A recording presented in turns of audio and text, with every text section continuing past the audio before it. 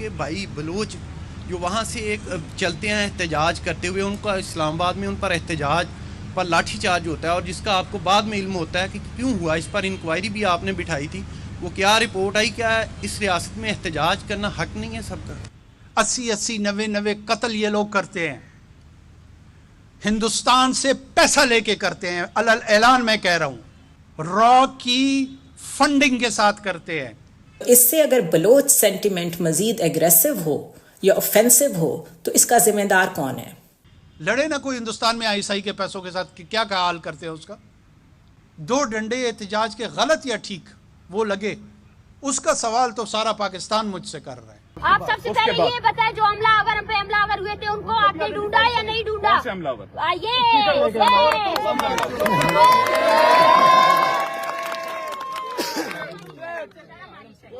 ये human rights के champion ना बने। और फिर उन्होंने स्टैंप लगा दी, काकर साहब, उन्होंने स्टैंप लगाई है कि हाँ ये घर घर गली गली जो है ये राह के एजेंट आके मार रहे हैं। वो जो हलाकतें हुई पाकिस्तान के अंदर कि जी ये उधर से आके किसी ने मार दिया जिहादियों को, उधर से आके किसी ने मार दिया, ये तो गैर मुल्की एजेंसियां आके काम कर रही हैं, गली गली फिर रही हैं भाई। नमस्कार दोस्तों, जय हिंद, आप सभी का स्वागत है। तो दोस्तों ये है पाकिस्तानी पीएम। वैसे तो पाकिस्तान का हर पीएम पाक फौज का टट्टू ही होता है, लेकिन ये जो पीएम है इस वक्त केयर टेकर प्राइम मिनिस्टर, ये थोड़ा पाकिस्तानी फौज का स्पेशल टट्टू है। और पाकिस्तानी पीएम यानी काकड़ के इस बयान के बाद ये समझ में आता है कि जो बलूचिस्तान के भाई बहन जो इस्लामाबाद में इस कड़ाके की ठंड में जो प्रोटेस्ट कर रहे हैं अपने प्यारों के लिए, जो उनके मिसिंग पर्सनस का इशू है उसके लिए, उसको कुछ ही दिनों के अंदर जो है क्रश कर दिया जाएगा। यानी मुझे लगता है कि इलेक्शन पाकिस्तान में फरवरी में है और शायद उससे पहले बलूचिस्तान का ये जो प्रोटेस्ट है जो भाई बहन कर रहे हैं उसको क्रश कर दिया जाएगा। और अगर ये प्रोटेस्ट को क्रश किया जाता है तो मारंग बलोच के साथ क्या किया जाएगा ये तो नहीं पता। क्या उसको भी मिसिंग कर दिया जाएगा, कहीं जेल में बंद किया जाएगा या फिर इनकाउंटर कर दिया जाएगा। पाकिस्तान में भाई कुछ भी हो सकता है, लेकिन अब बलूचिस्तान के भाई बहन को एक अलग स्ट्रेटजी के साथ आना होगा। और अब ये बात उनको समझ में आ जाना चाहिए कि ये पाकिस्तान है, ये पाकिस्तानी फ़ौज है, ये प्यार वाली बात जो है वो नहीं समझने वाले हैं। अगर प्यार वाली बात ये समझते तो बांग्लादेश नहीं बनता। तो ये समझ में आ जाना चाहिए बलूचिस्तान के भाई बहनों को भी, सिंध वालों को भी और पश्तून को भी ये बात समझ में आना चाहिए कि ये मानने वाले नहीं हैं। प्रोटेस्ट से, धरना से पाकिस्तान में कुछ नहीं होने वाला है। खैर वो देखा जाएगा कि अब आगे क्या स्ट्रेटजी लेके आगे चलते हैं। लेकिन साफ साफ पाकिस्तान के इस पीएम के द्वारा कह दिया गया है कि ये लोग जो है ये भारत के एजेंट हैं, ये फंडिंग लेते हैं भारत से और फंडिंग लेके जो कुछ कर रहे हैं। बाकी तो खैर आप सब जानते ही हैं। तो अभी पाकिस्तानी मीडिया का क्या रिएक्शन आ रहा है, पहले चलते हैं वीडियो में आगे। पूरा मैटर क्या है वो समझते हैं, अभी देखिए और वीडियो को शेयर भी कीजिए ताकि और भी लोगों तक वीडियो पहुंचे, उनको भी समझ में आए कि हो क्या रहा है, चल क्या रहा है, इशू क्या है। आगे बढ़ने से पहले चैनल को सब्सक्राइब अवश्य करें आप और बेल आइकॉन को जरूर से प्रेस करें ताकि नोटिफिकेशन वीडियो का आपको मिलता रहे। कोई एक शख्स जो वजीर आजम है वो अपने लोगों से ऐसे भी बात कर सकता है। हमें मालूम है हमारी स्टेट कितनी अथॉरिटेरियन है और हमें मालूम है कि स्टेट कितनी ताकतवर है, लेकिन जिस जुबान और बॉडी लैंग्वेज के साथ वो आज बोल रहे थे वो इट्सेल्फ मेरे ख्याल है उसको कंडेम करना तो बड़ी छोटी बात है। अगर कोई प्रॉपर रिपब्लिक होता, डेमोक्रेटिक कंट्री होता तो इस वक्त लोग सड़कों पे होते और वजीर आजम को इस्तीफा देना पड़ जाता। बलोच प्रोटेस्टर्स को लेके कौन सा इल्ज़ाम है जो उन्होंने सहाफ़ियों पे नहीं लगाया, ह्यूमन राइट्स ऑर्गेनाइजेशंस पे नहीं लगाया। उनका बस चले तो वो हर चीज़ की ज़ुबान बंद कर दें और कहें कि सिर्फ मेरी बात सुनो बैठ के।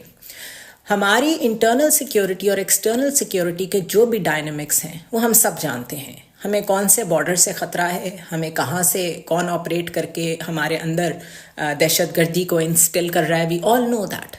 But while Baloch protesters are sitting in Islamabad, आप लाहौर में बैठ के उनके बारे में जो अल्फाज इस्तेमाल कर रहे हैं वो इट्सेल्फ एथनिक वायलेंस को जन्म देता है।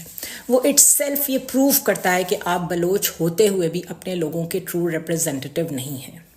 और ये इस बात का सबूत है कि आपको ये अदराक ही नहीं है, आपको ये सेंस ही नहीं है कि ऑलरेडी बलोचों के जहन में जो पंजाबियों को लेके, because we are 53%, we have been ruling this country since ever, हर चीज़ में शेयर हमारा सबसे ज़्यादा है, तो ऑलरेडी पंजाबियों के लिए जो वहाँ पे एक माइंडसेट है वो कोई बहुत पॉजिटिव नहीं है। आपका निगरान वजीर आजम बलूचिस्तान से है, चेयरमैन सेनेट बलूचिस्तान से है, चीफ जस्टिस बलूचिस्तान से है, और बलूचिस्तान की बच्चियां बेचारी आती हैं और मासूम बच्चे आते हैं यहाँ पे, वो आके बैठते हैं, उनको सर्दियों की रात में आप वाटर कैनन उन पे चलाते हैं। कोई शर्म आनी चाहिए।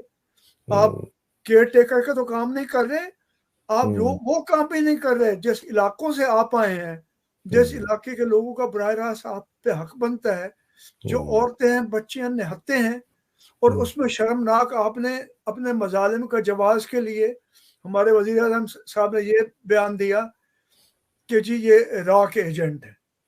सर ये कहते हैं, ये मैं जो दिखा रहा हूँ स्क्रीन, ये इस मैंने कहा सर ये उतना ही बलोच है जितना यजीद मुसलमान था ये, और काजी फायज ईसा भी इतना ही बलोच है, और आसिम मुनीर भी इतना ही मुहब्बे वतन फौजी पाकिस्तान का कमांडर है जितना यजीद खलीफा था। ये सारे जो है ना सर, ये हमें तारीख के ये नजर आ रहे हैं नमूने। ये कहता है, हाँ। ये यजीद कहता है कि जी ये जो इन्फोर्स डिसअपीयरेंस वाले हैं, जो जबरी लोगों को गायब किया गया, ये सारे टेररिस्ट थे। और महारंग बलोच कहती है कि ये हमारे खानदानों के ऊपर इसने गाली दी है, और इसने हमें डराया है और धमकाया है।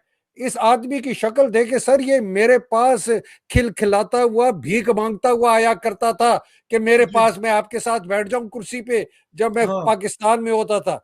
ये इतनी नीच जात का आदमी है, इससे हमें कोई उम्मीद नहीं है सर। मैं आपके सामने उनकी कुछ लाइंस पढ़ देती हूँ। उन्होंने कहा कि एहतजाज करना सबका हक है, लेकिन कानून के दायरे में। वो लोग प्रेस क्लब के बाहर आके बैठे हुए थे, आपने उनके ऊपर लाठी चार्ज करवाया और आपने उनके ऊपर वाटर कैनन यूज किए, उनकी औरतों को थानों में बंद रखा और झूठ भी बोला कि ऐसा कुछ नहीं हुआ। उसके अलावा उन्होंने कहा कि गजा की सूरत हाल से तशबीह ना दें इस्लामाबाद के मनाजिर को।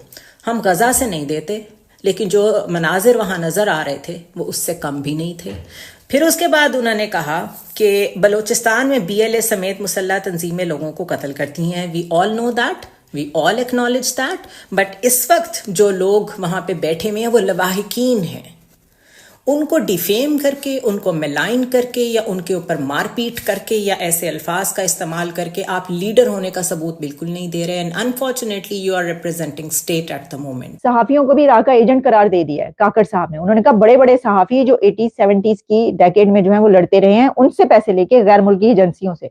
And if there is some kind of funding already going on over there, जिसकी बेस पे वहां पर तंजीमें जो है वो मुसल्ला होकर जद्दोजहद कर रही हैं, तो आपका तो काम है बहुत सॉफ्टर ऑप्टिक्स प्रोड्यूस करना, सॉफ्ट इमेज के साथ सामने आना, क्योंकि वो लोग इस वक्त इस्लामाबाद में बैठे हुए हैं।